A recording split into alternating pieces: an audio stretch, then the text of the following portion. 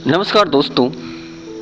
आज हम बात करेंगे बरसात अर्थात बारिश क्यों होती है, बादलों का निर्माण कैसे होता है, इसके बारे में आज हम विस्तार पूर्वक चर्चा करेंगे।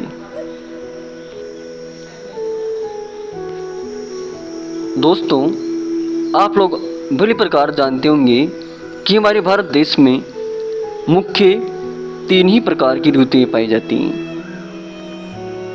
शीत ऋतु अर्थात सर्दी, ग्रीष्म ऋतु अर्थात गर्मी, वर्षा ऋतु अर्थात जिस ऋतु में बारिश होती है।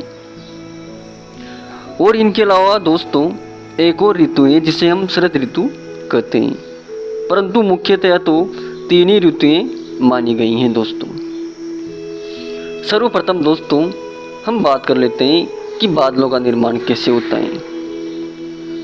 आप लोगों ने अपने दैनिक जीवन में अनुभव किया होगा कि जब हम किसी जल को गर्म करते हैं तो उसमें से वाष्प निकलने लगती है, अर्थात कुछ जल वाष्प बनकर उड़ने लगता है। दोस्तों, हमारी पृथ्वी के लगभग 70 से 75% क्षेत्र में पानी है।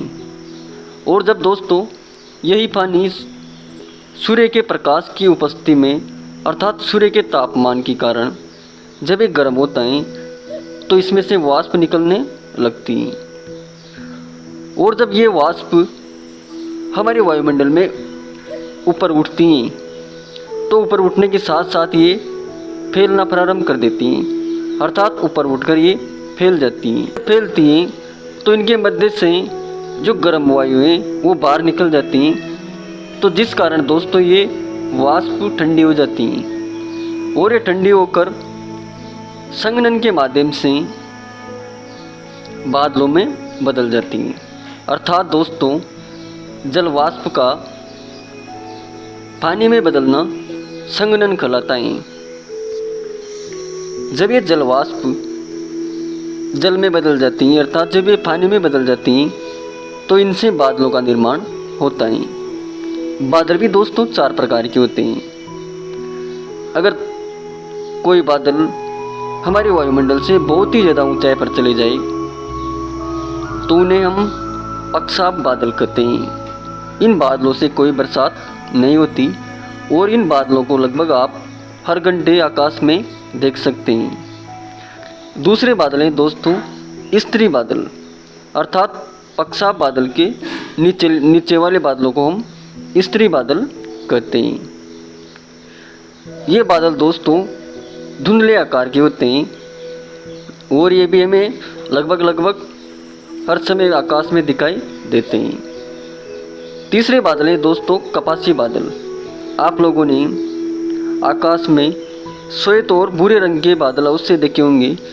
घुंघरीले आकार के जो कपास जैसे दिखाई देते हैं इनको हम कपासी बादल कहते हैं और ये बहुत ही सुंदर दृश्य पैदा करते हैं। चौथा जो बादलों का प्रकार है वो है दोस्तों वर्षा बादल, अर्थात काले आकार के बादल, और इन्हीं बादलों से बरसात होती है। दोस्तों, तो आज हम बादलों के बारे में जान चुके हैं। अब हम जानते हैं दोस्तों कि बरसात कैसे होती है, अर्थात इन बादलों से बरसात कैसे होती है। साथियों, हमने जाना है कि जलवाष्प के बिल्कुल छोटे कण थोड़े बड़े जल के कणों में परिवर्तित हो जाते हैं, परंतु दोस्तों जब ये जल के कण और बड़े हो जाते हैं और हवा का अवरोध इन्हें गुरुत्वाकर्षण बल के विरुद्ध लटकाए रखने में जब सक्षम नहीं हो पाता तो फिर ये धरती में आना प्रारंभ कर देते हैं। और दोस्तों जब ये हमारी पृथ्वी की ओर खींचे जाते हैं तब अगर हमारी पृथ्वी के मध्य वायुमंडल का तापमान अगर कम होता है तो ये जल की बूंदें बर्फ़ में परिवर्तित हो जाती हैं और इन्हें हम ओले कहते हैं, अर्थात इसे हम ओलावृष्टि कहते हैं। और अगर दोस्तों मध्य वायुमंडल का तापमान अगर संतुलित हैं तो ये जल की बूंदें बारिश के रूप में हमारे क्षेत्र में गिरने लग जाती हैं और इसे हम बरसात कहते हैं।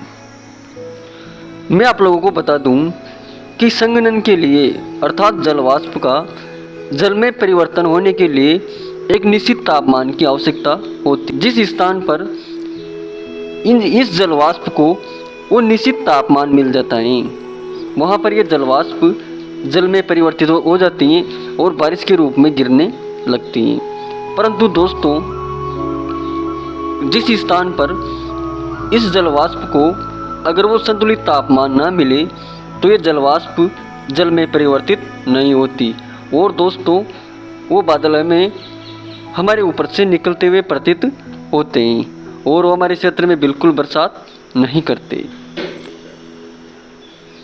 संघनन के निश्चित तापमान के लिए पेड़ पौधे बहुत ही ज़रूरी हैं, क्योंकि दोस्तों पेड़ पौधे वो संतुलित तापमान पैदा कर देते हैं जिस तापमान पर जलवाष्प जल में परिवर्तित हो जाती हैं। इसी कारण जिस स्थान पर पेड़ पौधे बहुत ज़्यादा होते हैं उस स्थान पर वर्षा बहुत ज़्यादा होती है।